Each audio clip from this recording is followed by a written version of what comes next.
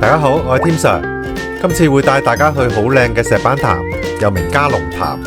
佢靚在擁有一個全港最集中、最多天然滿月嘅大石波板。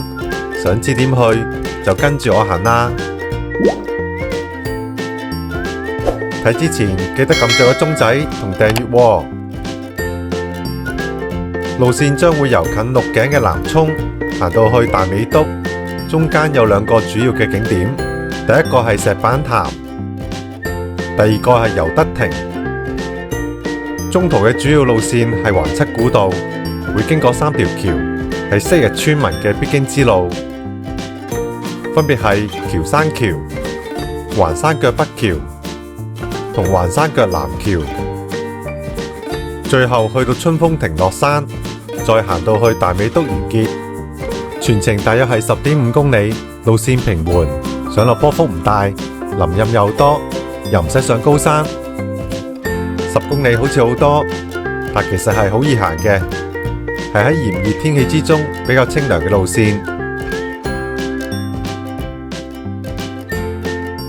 呢條路線嘅 GPS 檔可以掃描依度下載。好，出發。首先由粉嶺站乘搭小巴56K。直接喺南涌落車，落車後行去涼亭，亦即係路牌指示嘅方向。由馬路進入，旁邊有路牌指示往尤德爵士紀念亭。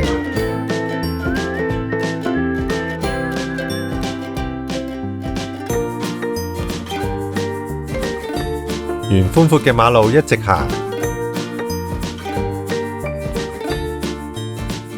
前段石屎路大約長2.5公里，好似好長，但其實好快就會行完。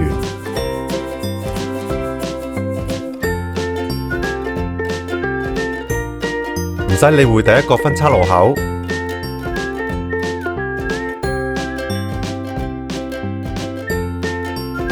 儘管沿馬路一直行就係啦。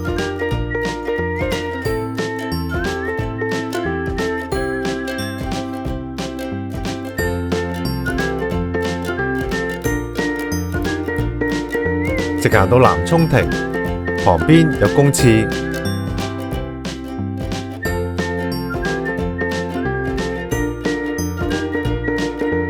再行前少少，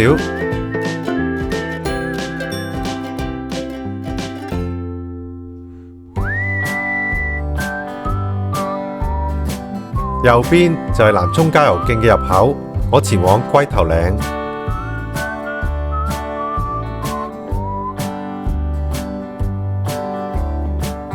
沿寬闊嘅馬路繼續行，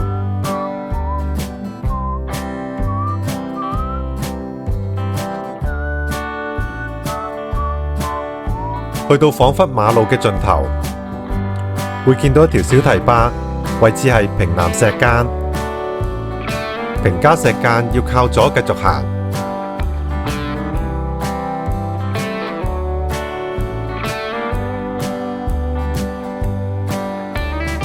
方向就係尤德亭。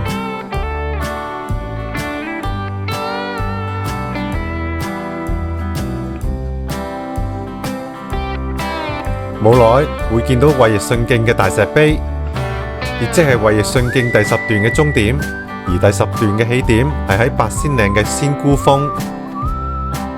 今次嘅路線似係逆走衛奕信徑第10段，只係加插咗尤德亭、石板潭。同埋最後係冇上八仙嶺嘅啫。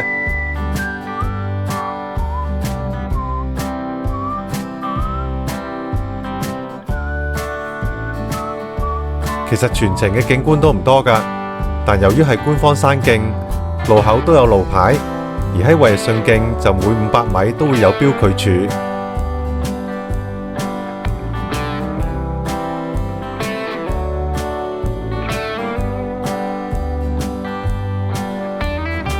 衛奕信徑嘅最後一條標距柱，向前行，轉2個彎就會見到，編號係 W137。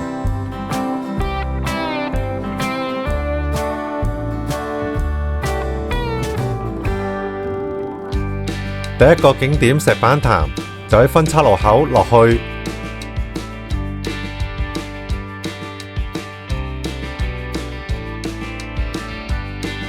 右邊係公廁，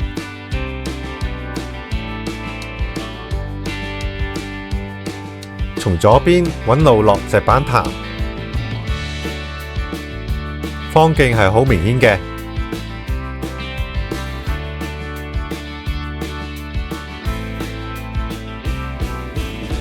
只係有一啲啲斜，旁邊都有游繩協助，有需要嘅都可以扶一扶。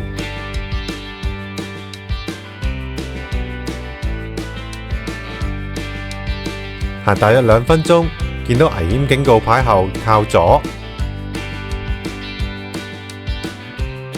直行都可以嘅，不過就要行一段石澗，當然行左邊就會安全好多啦。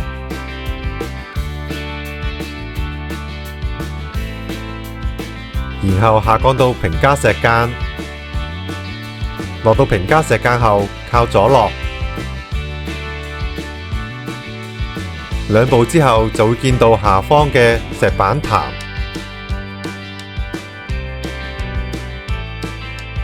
小心咁靠左，慢慢行落去，斜度唔大嘅，小心一啲落就得㗎喇。絕對唔困難，亦唔危險，跟行大石山徑差唔多嘅啫。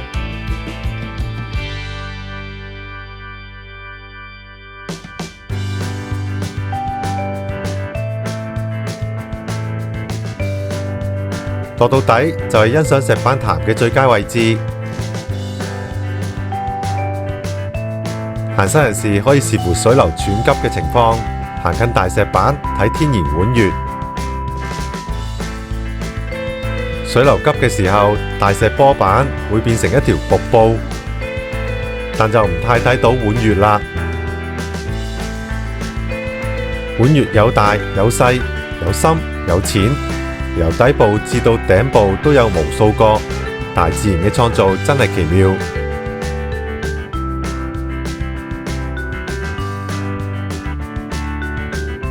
欣賞完石板潭，沿路折返。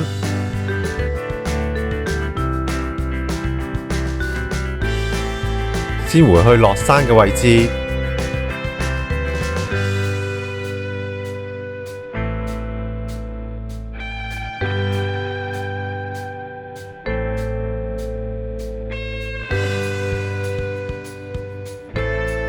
點樣落嚟就點樣上返去。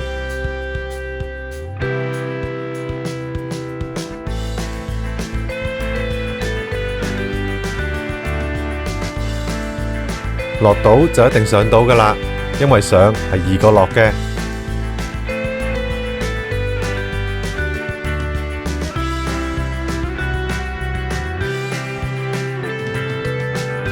斜度係有啲嘅，但勝在一級一級，上係好易行㗎。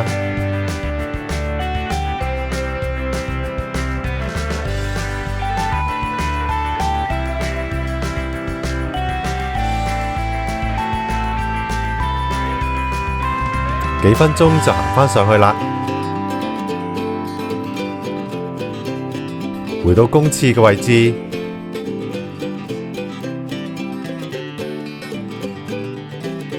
然後經公廁右邊嘅小梯級離開，中間會跨過一道小橋，就可以接返去衛順徑啦。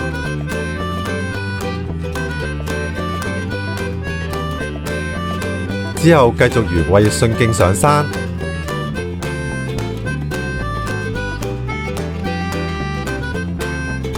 行幾步亦都會見到另一個大型告示牌，裏邊都有地圖告知你嘅位置。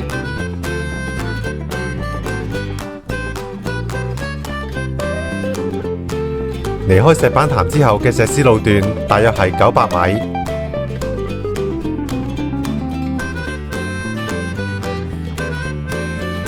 係一條暗斜上山，好好行嘅，係冇沙田坳道或者飛鵝山道咁斜㗎。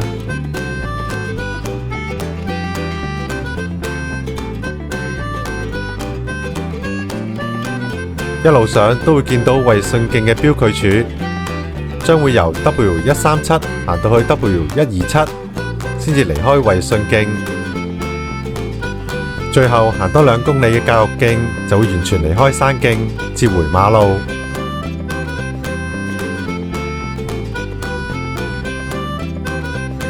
由南涌行到去依度，包括來回石板潭嘅路程，大約係行咗全程嘅1/4。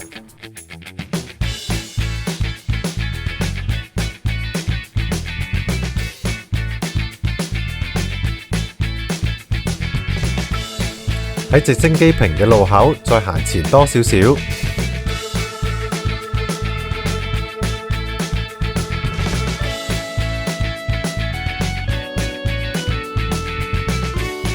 就會去到石屎路尾。山徑嘅路口有地圖告示牌，理解過後就開始踏入山徑啦。跟住路牌前往八仙嶺嘅方向行。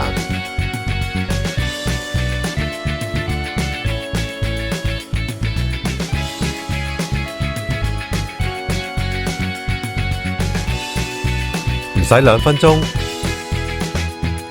嚟到有啲歷史嘅僑山橋。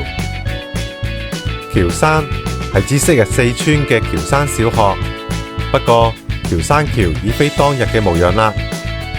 現時嘅僑山橋係於1995年興建衛信徑時建嘅。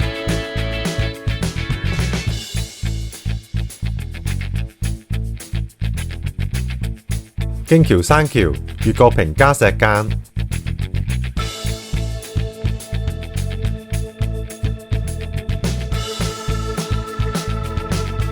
沿大石古道走，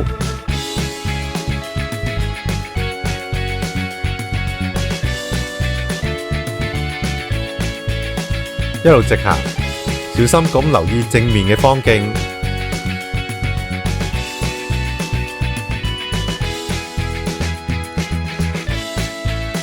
去到一個轉角位，前方有一條明顯嘅山徑，即係警告牌嘅方向。呢條係一條捷徑上尤德亭，可免去走回頭路，轉個彎就會到㗎喇。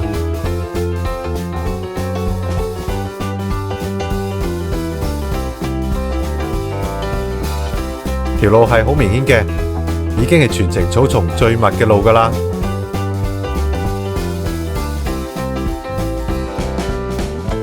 淨係轉個彎就到啦。尤德亭係全港唯一嘅8角中國傳統涼亭，係由2座6角亭全尖頂相連，設計與別不同。亭內嘅設計一絲不苟，亭頂更有仿如大廳吊燈嘅石雕，非常精緻。風景好開揚，左邊係紅花嶺，中間係梧桐山，而右邊就係鹽田。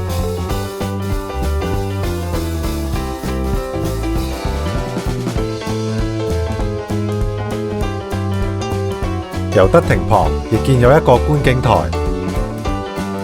全名為尤德爵士紀念亭觀景台。留意觀景台底係有紀念碑㗎。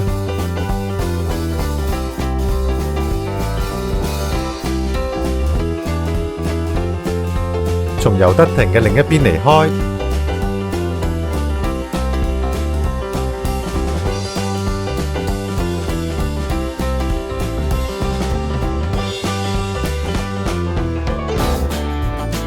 於分岔路口靠右行，路牌係指往南涌。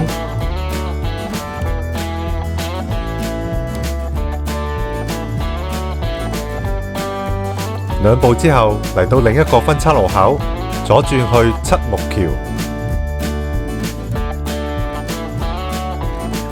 再接回去八仙嶺嘅路。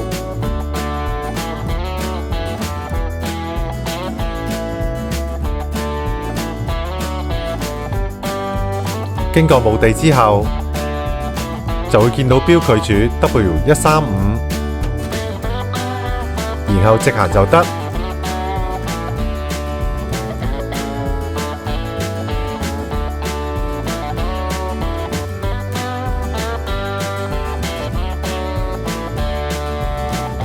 呢個位嘅分岔路特別多，路牌指示係非常足夠嘅。左轉係往鹿頸，轉右往八仙嶺新娘潭，轉右行開始走入林蔭山徑。呢一段天氣熱行都唔怕。兩旁嘅樹木雖然唔係高參蓋天，已經非常足夠遮陰啦。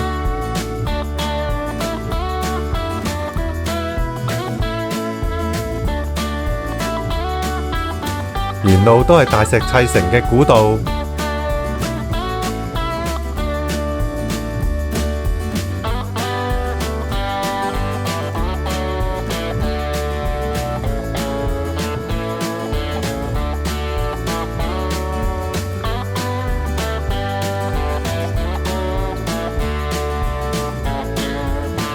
經唔覺，好快就嚟到七木橋。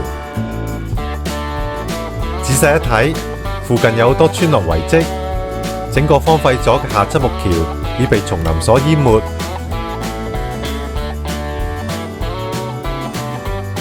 離開下七木橋，繼續前往八仙嶺嘅方向行。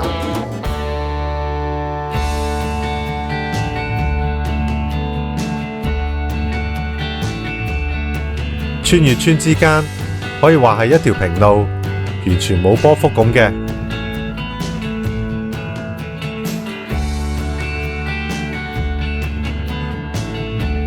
係非常好行嘅山徑，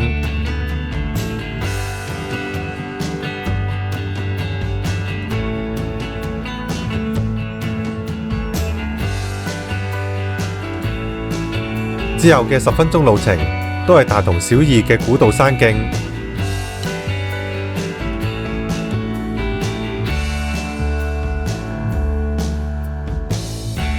環七古道其實就係環山腳與七木橋之間嘅古道，整段古道大約係3.6公里，差唔多全段都係大石砌成嘅山徑，至今仲保存得非常良好。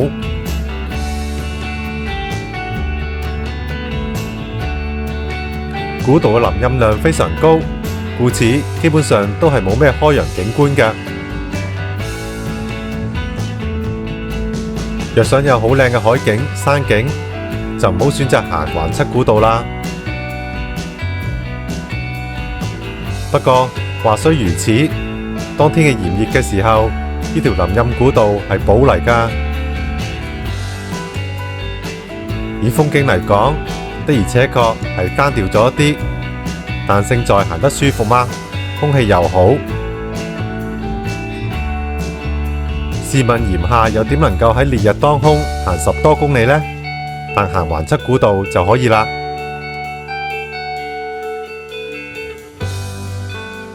正所謂人各有好，能力不同，各取所需。長有長行，短有短行，行嘅行，跑嘅跑，唔緊要嘅。行山最緊要係選擇適合自己當時能力範圍內嘅路線，開心上山，安全落山。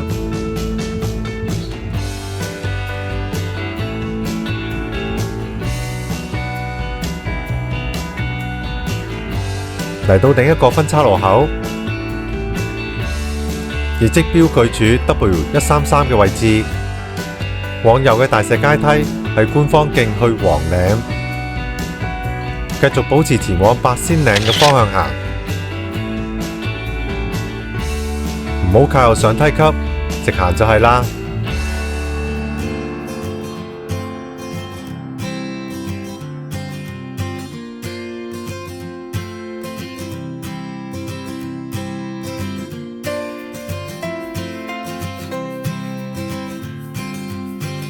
轉眼間又嚟到第二個分岔路口，靠右係去環山腳新娘潭，靠左向上嘅梯級係去烏蛟騰路，大約係2.5公里，需時約45分鐘。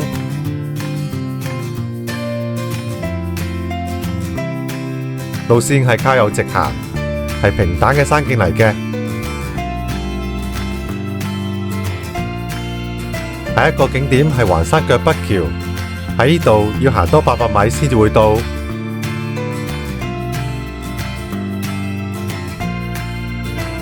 剛剛去烏蛟騰路嗰條路，其實係一條比較合理嘅撤退路線，雖然都要2.5公里，但亦算係中段比較近馬路可離開嘅路線。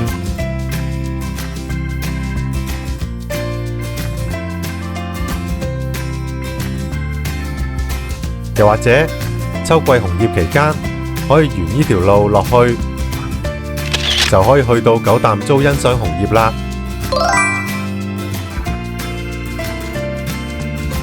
假日搭車都方便，除咗正常嘅小巴線，另外仲有巴士可選擇。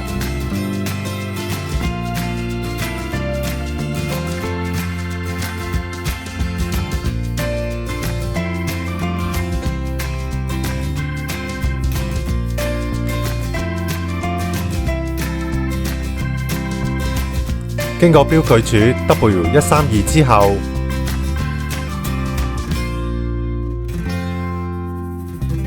仲要行多約600米先至會到環山腳北橋。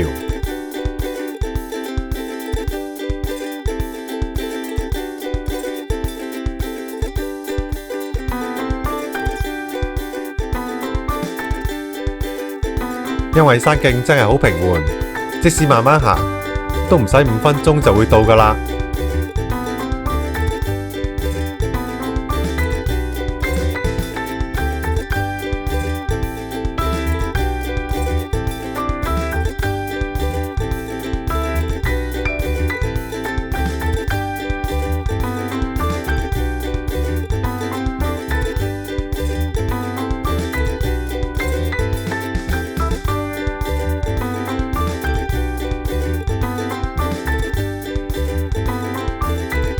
終於嚟到環山腳北橋，先會見到環山腳北橋嘅石碑。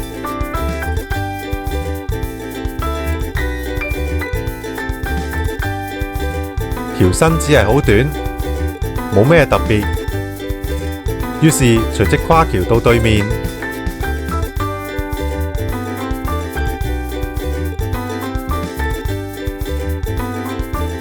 直行多段路，山徑逐漸開揚。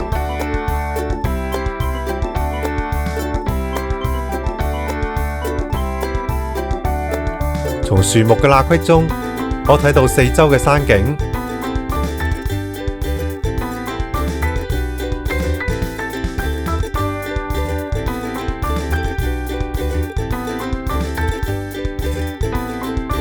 去到十字路口，標距柱 W131 嘅位置，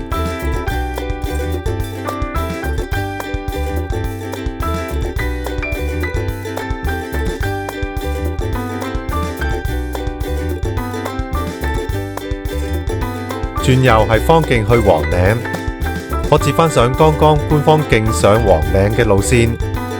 轉左係往新娘潭，直行先至係去八仙嶺，亦可去大美督。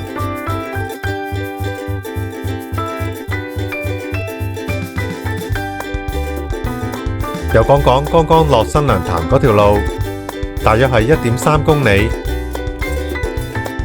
落到去就喺新娘潭嘅旁邊，天氣熱，不妨落去浸一浸腳，都幾爽㗎。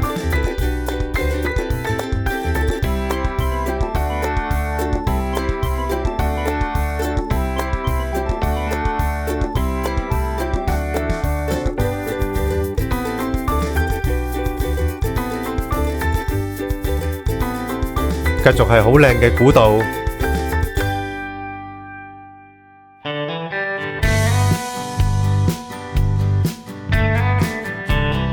途中又開始見到廢村嘅遺跡，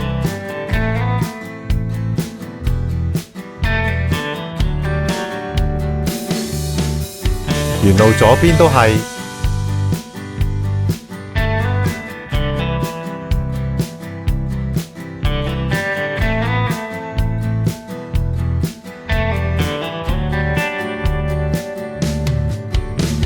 與此同時，亦見到竹林。呢個一定係舊村嘅防火風水林。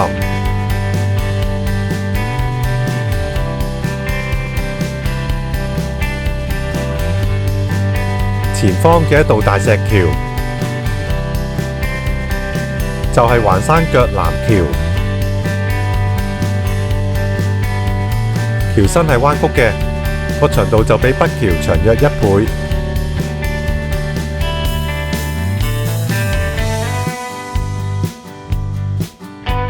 橋嘅石碑放喺另一邊嘅地下，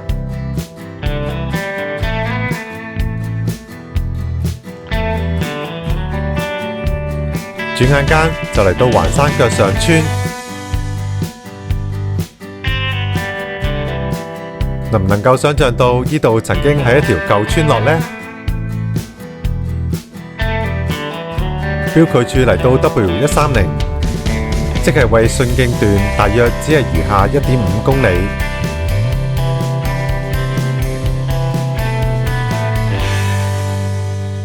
荒廢村落處處可見，仲可以見到刻有陳氏祖祠嘅門楣。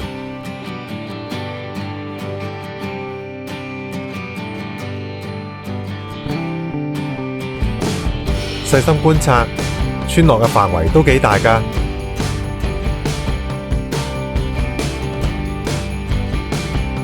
可惜，村落已經人去樓空，變成死城。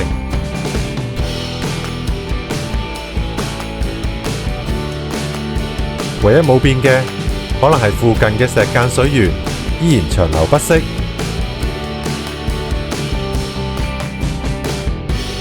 水係萬物之源。喺古時有水源嘅地方，就好自然會有人住。呢度位於八仙嶺之下，所以唔愁冇水用。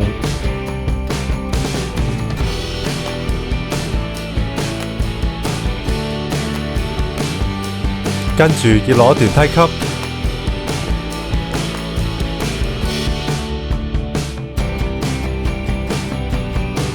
就會由環山腳上村行到去環山腳下村。現時好多屋村都係分上村下村㗎，牛頭角上村下村、黃大仙上村下村就係例子之一。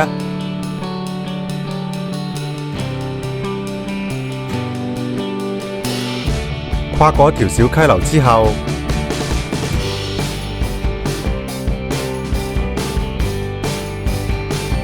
隨即進入咗仿如所羅盤嘅廢屋群。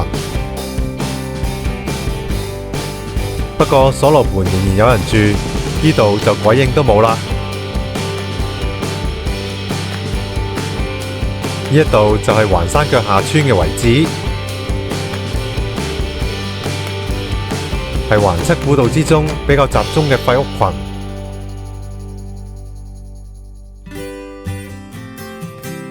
地上亦可以揾到環山腳下村嘅石碑。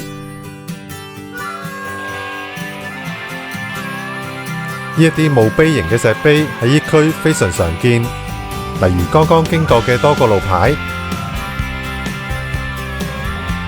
又或者吊燈籠之下嘅上苗田同下苗田都有同款嘅舊村石碑，可謂八仙嶺附近嘅特色。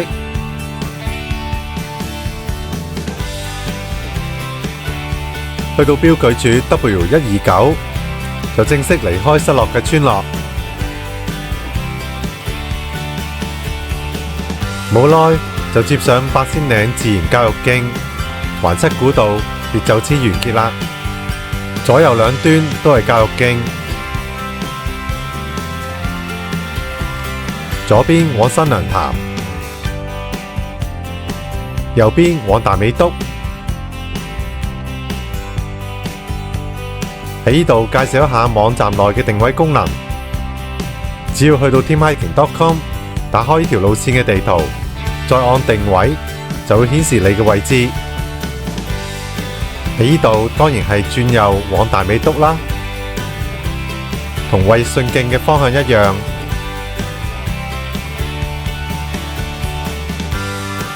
大家可以見到定位嘅箭嘴會跟住你移動，只要喺分岔路口睇一睇，基本上都係唔會走錯路㗎啦。有時單睇地圖轉左轉右都係會行錯路嘅，因為地圖係冇話俾你聽條路係有幾闊，又或者行嗰條路之間有冇一條好狹窄嘅方徑，又或者轉彎嘅角度同實際係有出入。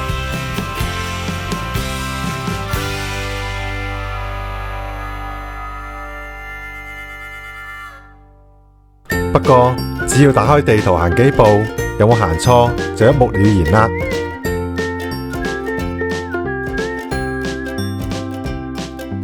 途中會經過一條闊一啲嘅溪流，可以踩住石頭過河嘅。喺自然教育徑上有好多介紹牌，地點、氣候、植物應有盡有。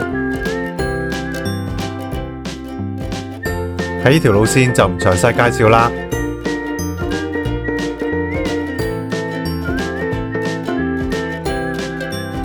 八仙嶺自然教育徑跟環七古道一樣，都係冇咩開揚景觀嘅。所唔同嘅就係由大石古道變成咗泥路山徑。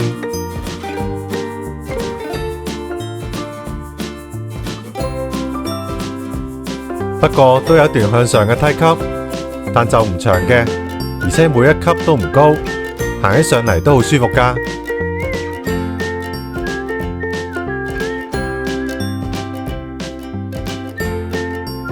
一眨眼，標距柱已經去到 W128。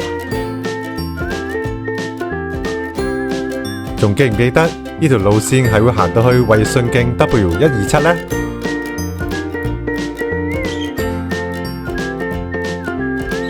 心水清嘅你應該都知道，全程已經行咗約70%啦。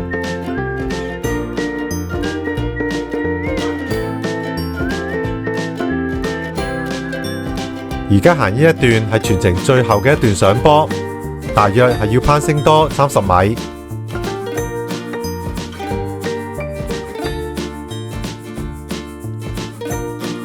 可以睇到條路係唔難行嘅，只係非常緩坡，絕對係冇攞命嘅天梯，應該人人都可以好輕鬆咁應付到。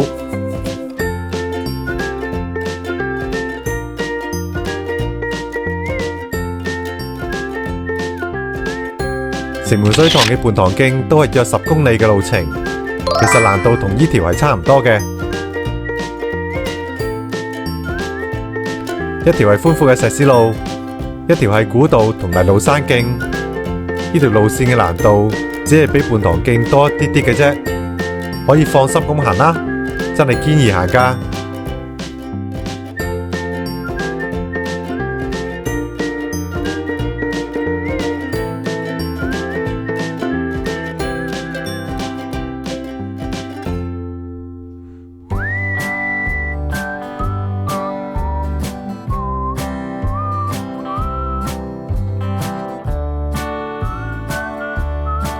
留意標距柱 W127，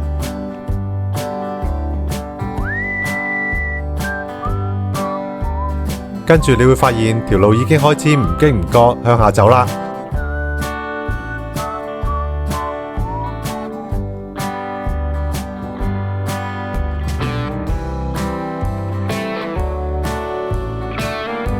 再過多條溪流，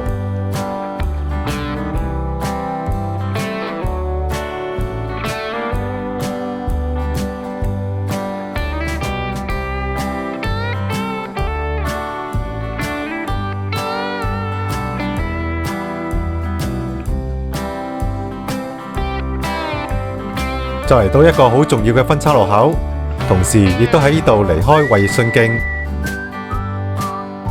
記住唔好上八仙嶺仙姑峰，係大石級嚟㗎，唔好行錯。要改向大美督嘅方向行，再唔好跟住往八仙嶺嘅方向走，不然就會登上八仙嶺嘅天梯。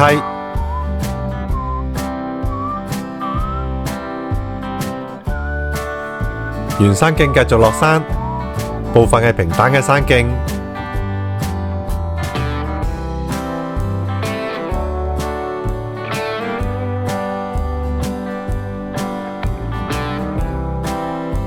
部分類似大石古道。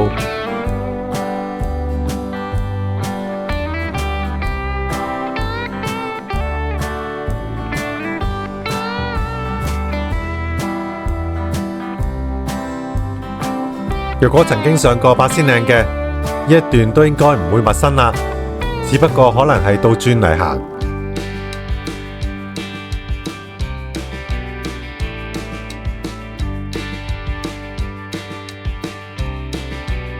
呢一段就係約1.3公里嘅落山，會由海拔340米下降到山腳嘅40米。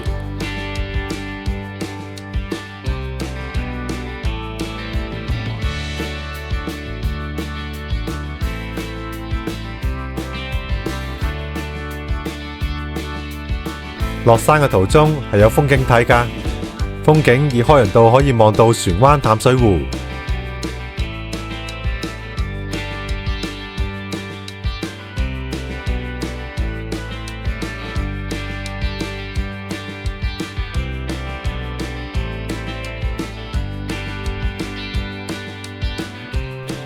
只要繼續跟住山徑落山，只係一條大路。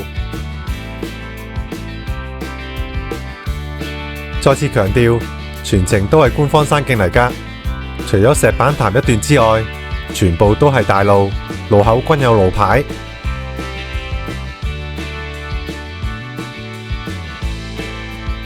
係非常之適合想行長少少，但又想行得舒服一啲嘅行山人士。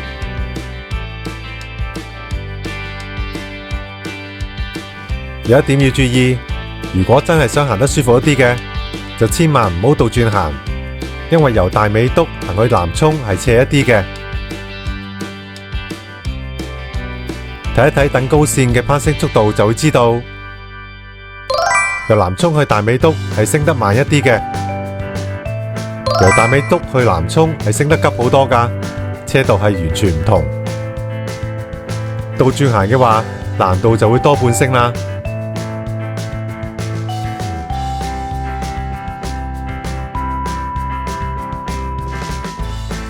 風景係會越嚟越遼闊嘅，雖然兩旁依然有少許樹木遮擋，但係已經好唔錯啦。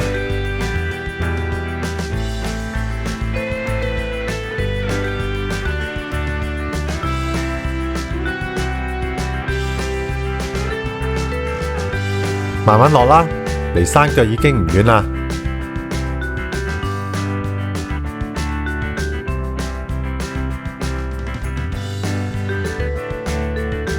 沿山徑不斷直落，約5分鐘後會有一個分岔路口，同樣都係直行，之後就再冇分岔路啦。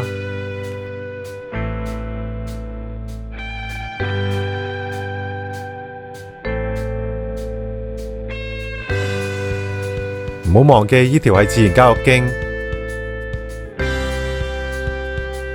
山徑係必然又清晰又靚嘅。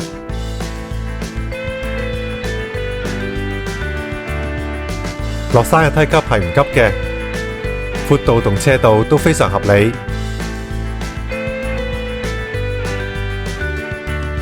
雖然總共都要下降300米，但絕對係輕鬆㗎，應該用唔着行山杖。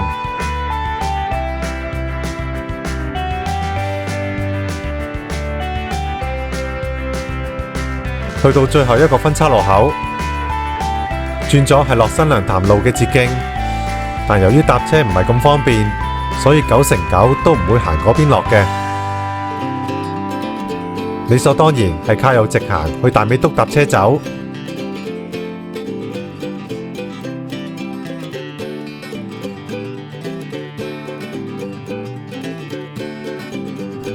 分岔路口後，再行多約900米就離開山徑。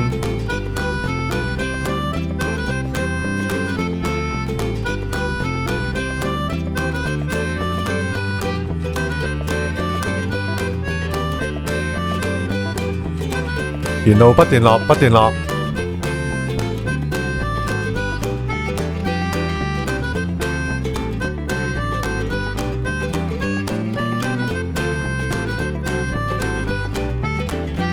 喺途中或會見到一啲教育徑嘅傳意牌，有興趣嘅就望兩眼啦。冇興趣嘅就當睇唔到，全部略過就得啦。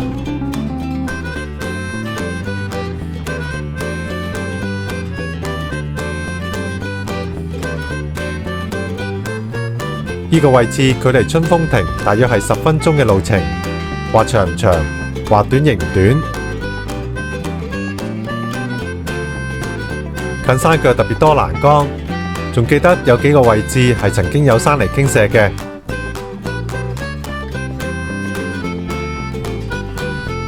不過而家已經全部收執好啦，就好似冇發生過一樣。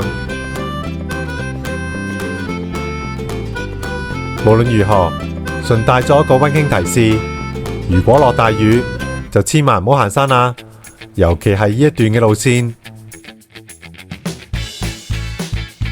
呢邊上山嘅山徑都經常發生山泥傾瀉意外，每逢紅雨黑雨，發生嘅機率都比其他山徑高，可以話係山泥傾瀉嘅黑點。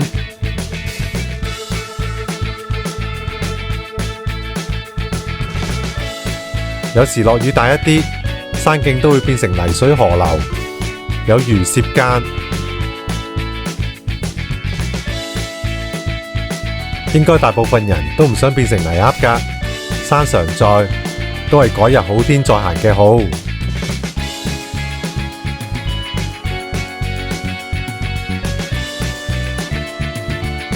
尾段係一條長梯級，落到底山徑就完結。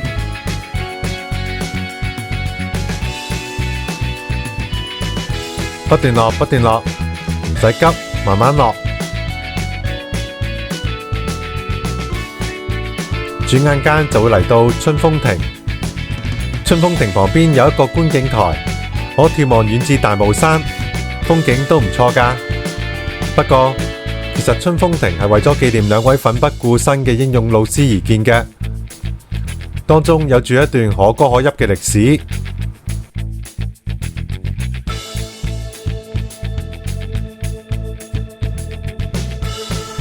循引水道旁落山，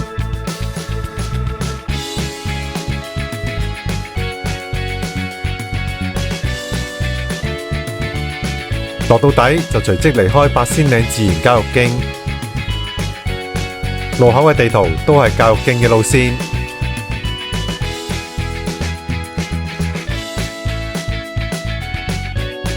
循石屎路走，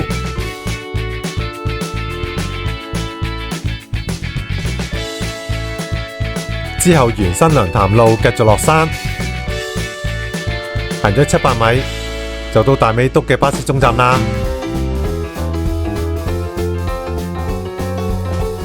去到呢度做一個簡單嘅總結及注意事項。石板潭個案曾有致命意外發生，事主因為自拍失足撞暈而溺斃，所以大家自拍時切記要注意安全，站穩腳先舉機拍攝，絕對唔好邊行邊拍。至於橫七股道，坡幅唔大之餘，山徑亦非常寬闊，林蔭亦極之充足，一年四季都適合行山。嚟到終點大美督，行山人士可以乘搭任何一架巴士或者小巴離開。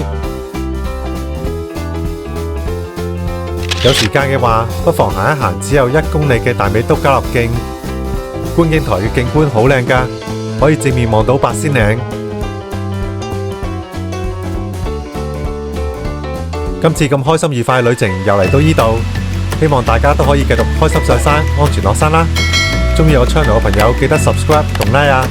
搵行山路線記得嚟 teamhiking.com， 我哋下次再見啦，拜拜！